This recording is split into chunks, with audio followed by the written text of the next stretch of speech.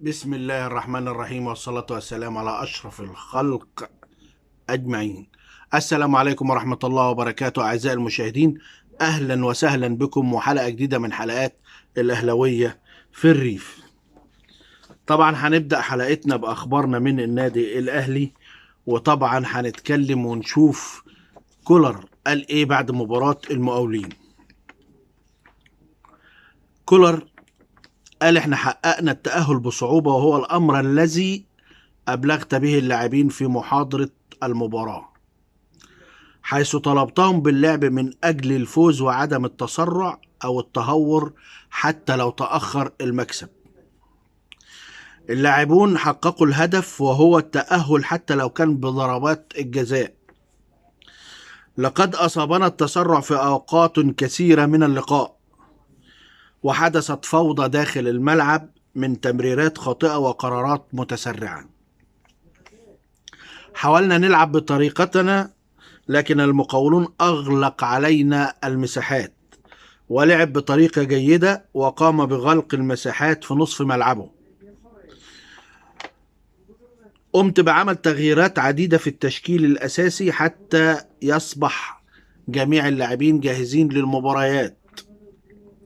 لدينا العديد من اللاعبين العائدين من الإصابة، ونحاول إكسابهم فورمة المباريات. وطبعا النقطة دي بالذات في تعليق عليها.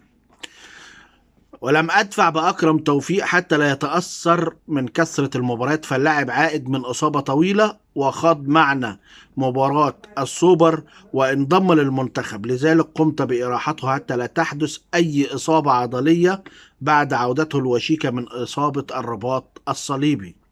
كلام جميل. أهدرنا العديد من الفرص السهلة، وهو ما صعب علينا اللقاء مع مرور الوقت.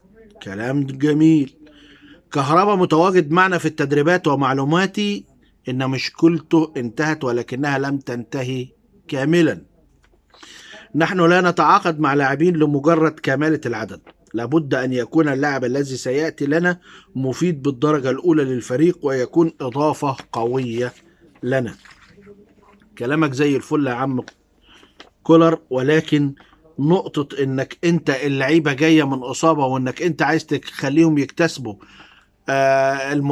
المباريات، يكتسبوا صفة المباريات على اساس ان هم يعودوا للمباريات، يبقى في مباراة غير مباريات الكأس اللي احنا ممكن نطلع منها، وساعتها الجماهير مش هترحمك. انت ما تعرفش جماهير النادي الاهلي وضعها ايه بالظبط.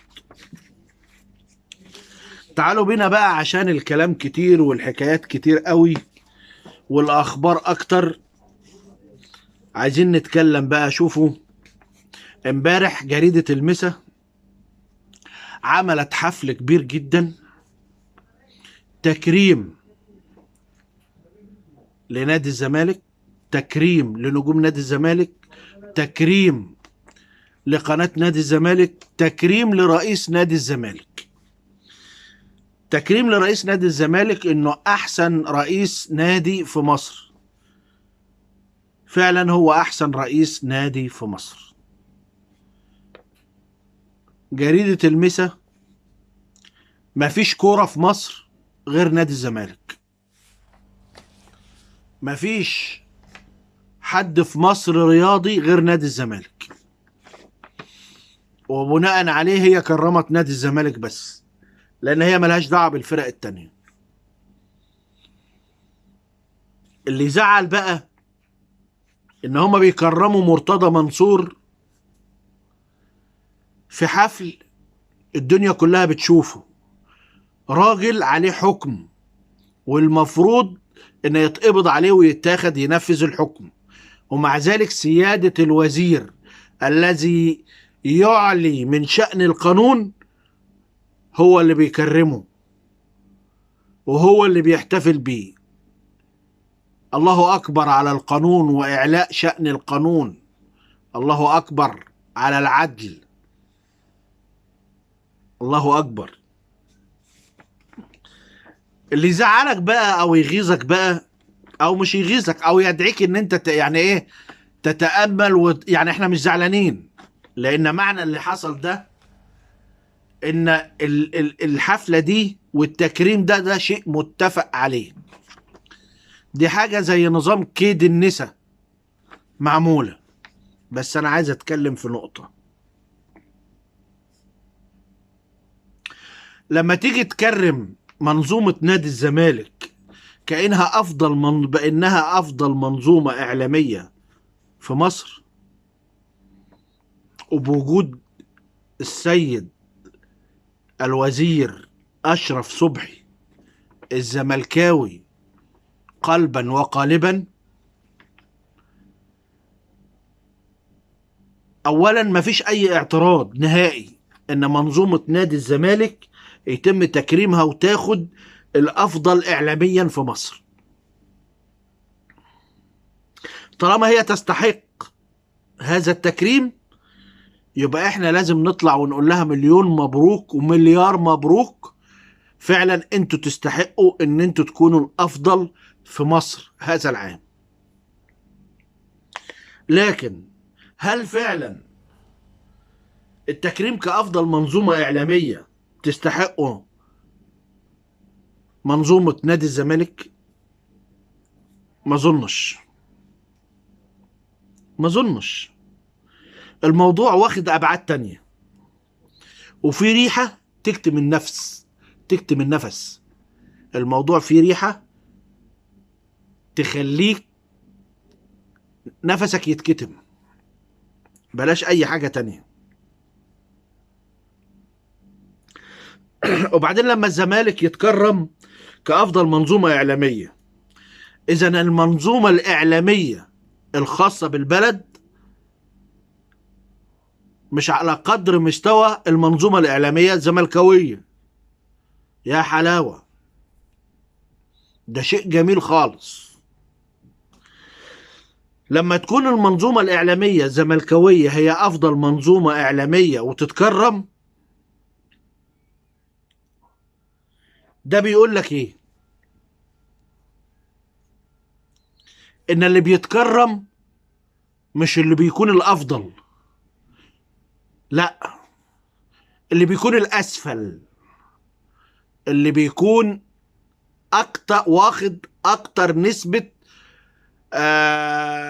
يعني أكتر نسبة أو أعلى نسبة في الشتايم وفي الألفاظ الخارجة وفي الإيحاءات الجنسية وفي كل الحاجات المخالفة للقوانين والأعراف والدين وكل حاجة. هو ده اللي يتكرم. المنظومة اللي تدخل على بيوتنا كل الأعراف، الحاجات اللي هي مرفوضة من المجتمع، ديت هي اللي تتكرم. ولكن أي منظومة ماشية سليمة، ماشية في الإطار الصحيح 100%، فديت ملهاش مكان للتكريم. ملهاش مكان للتكريم. إذا كانت المنظومة اللي بتعمل ليل نهار عشان توقع نادي تاني، وعشان تطمس تاريخ نادي تاني، وعشان تزيف الحقائق، وعشان تقلب الموازين وتقلب كل حاجة صحيحة وتشكك في كل شيء صحيح، عشان تشوه الصورة في عقول شباب لسه طالع أو أجيال لسه طالعة،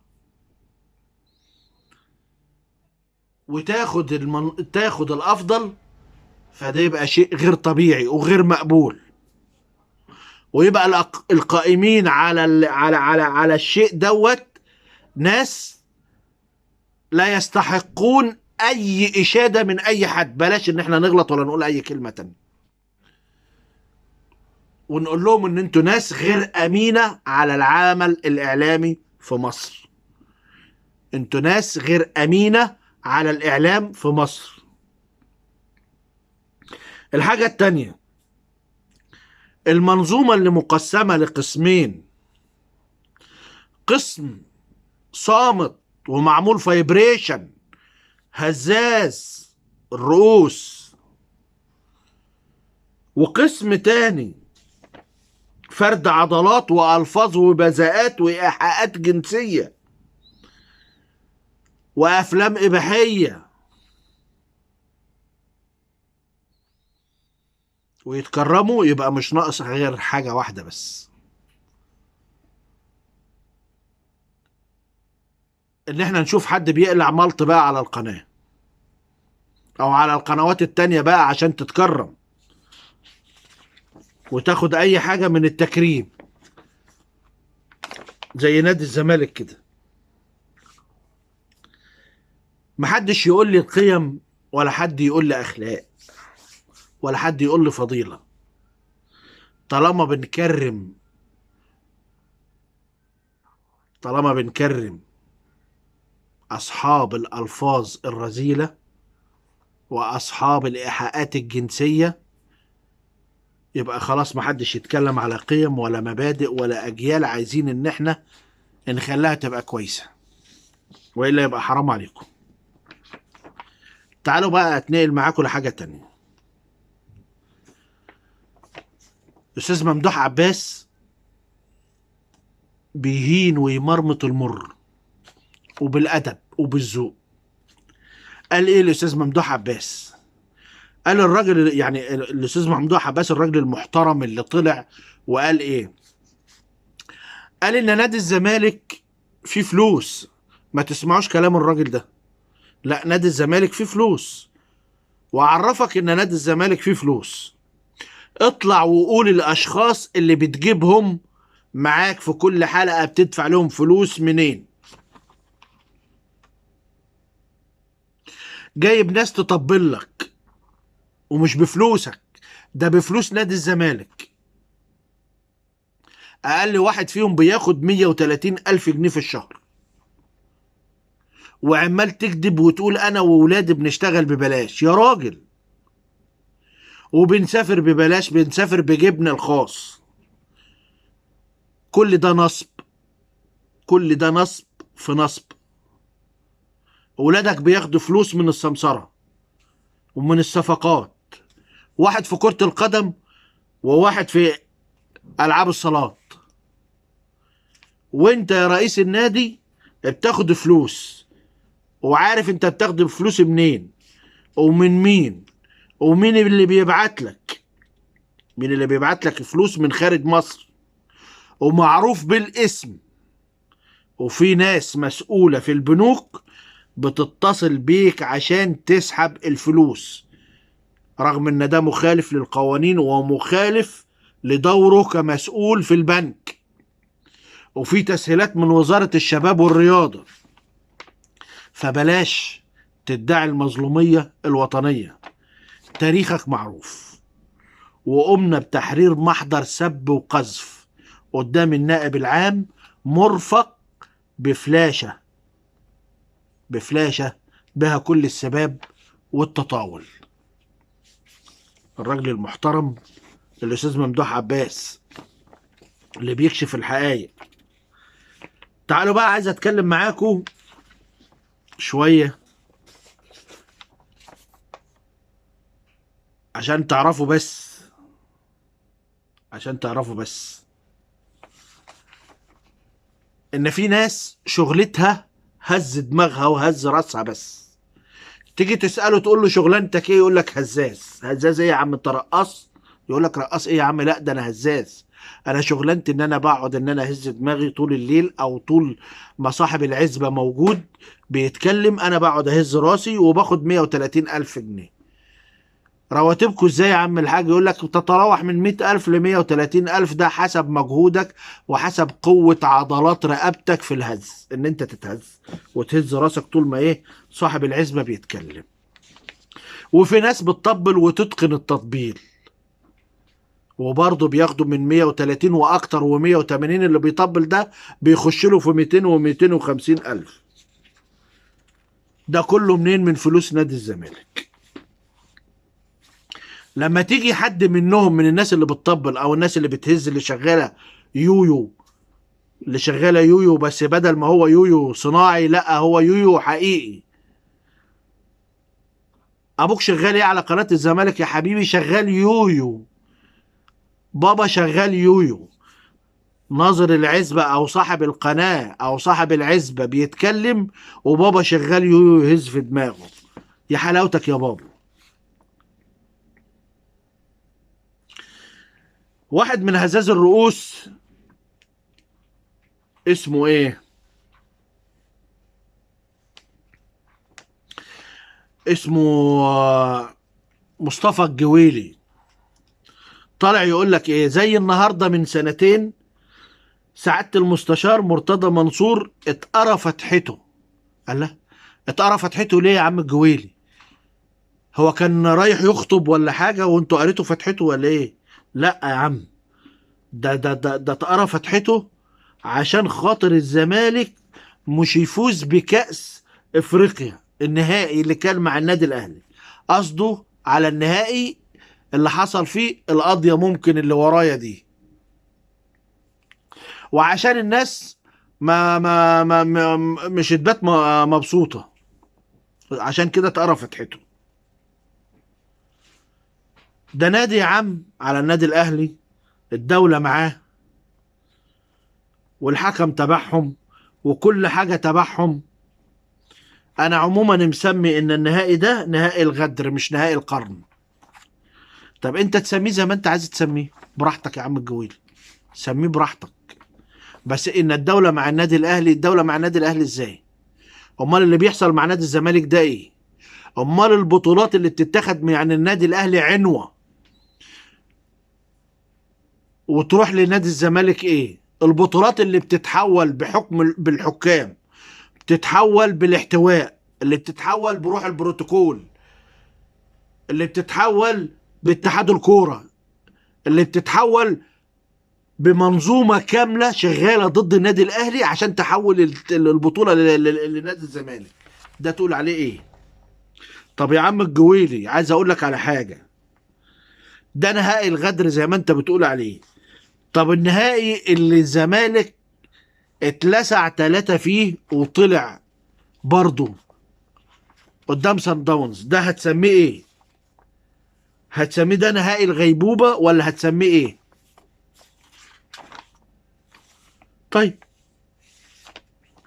حاجة تانية، واحد تاني من ضمن الناس اللي بتهز دماغها وبتقبض 130 ألف جنيه بيقول لك إن جمهور النادي الأهلي عشان إدارته بتضحك عليه عايش على الذكريات وبيحتفل ببطولة كسبها من 3 سنين، في حين إن الزمالك كسب في ال3 سنين دول 10 بطولات. تصدق إن حرام عليا إن أنا أتعب نفسي وأرد على واحد جاهل أي معلومة رياضية؟ حرام عليا ان انا اتكلم واتعب نفسي وارد على واحد سطحي وابيض وقاعد مخصوص عشان يهيس في الكلام وما يعرفش يقول، مش عارف هو بيقول ايه. لكن انا رديت، مش هرد عشانك انت، انا هرد عشان اوضح عشان جيل كامل بقاله 20 سنة. كام جيل في ال20 سنة دولت؟ انت ما تشوش دماغهم، انت ما توجههمش لحاجة معينة. الاجيال دي لازم تعرف الحقيقة فين. عشان كده انا بقول لك البطولة اللي انت بتتكلم عليها اللي الاهلي بيحتفل بها ديت، الاهلي واخدها 10 مرات وال11 جاية في الطريق. عايز اقول لك ان البطولة اللي انت بتتكلم فيها ديت الزمالك بقالها 20 سنة ما شمتش ريحتها. 20 سنة. شوف لما يكون في شاب عمره 20 سنة ما شافش فرقته اللي بيشجعها فازت بكاس افريقيا.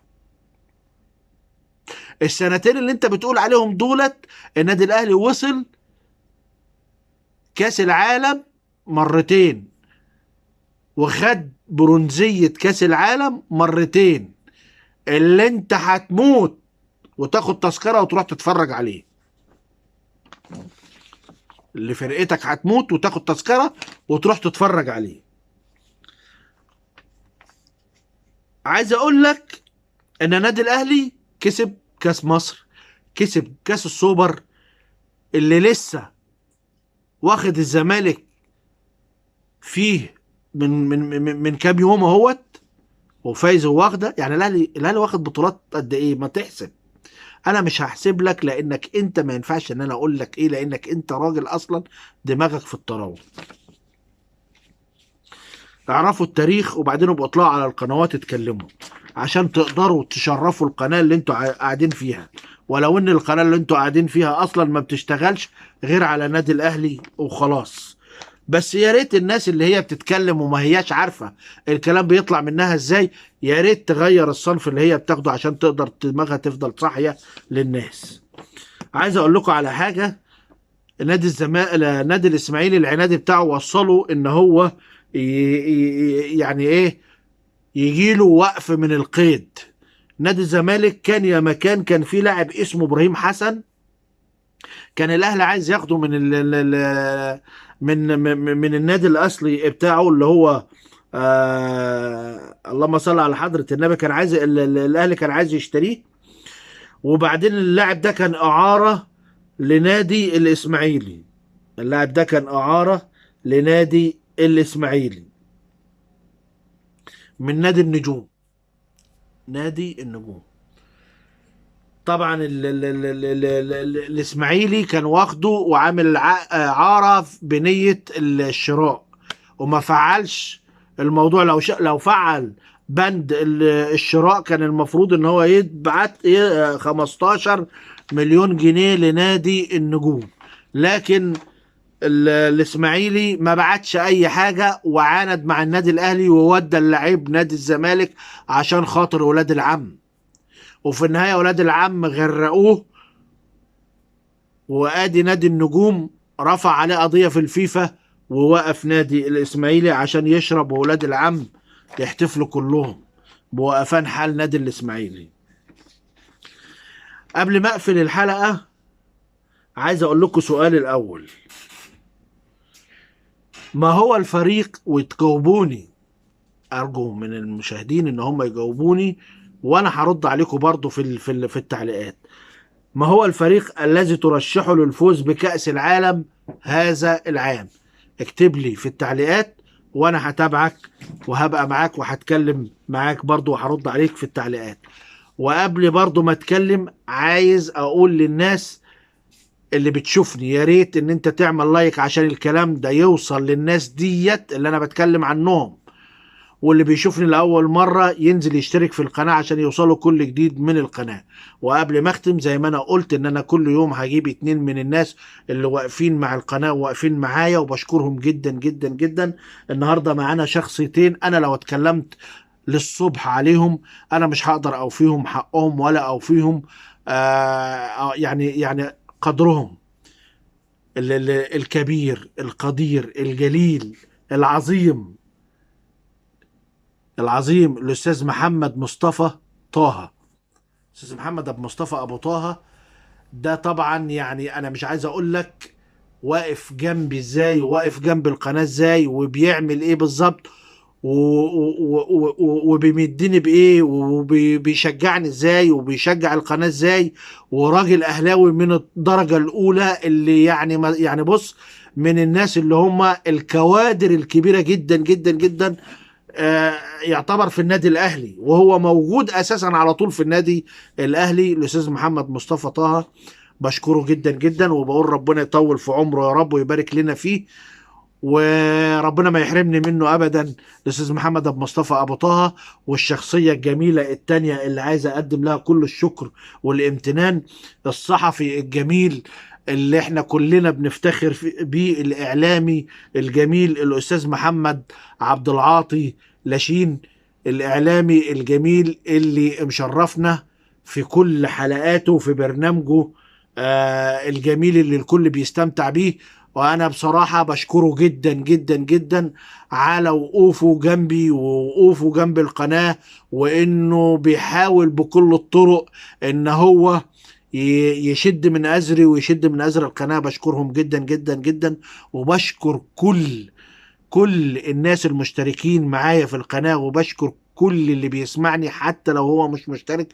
بشكره كلكم على دماغي من فوق. شكرا اعزائي المشاهدين، وإلى أن ألتقي بكم في حلقة قادمة، أشكركم والسلام عليكم ورحمة الله وبركاته.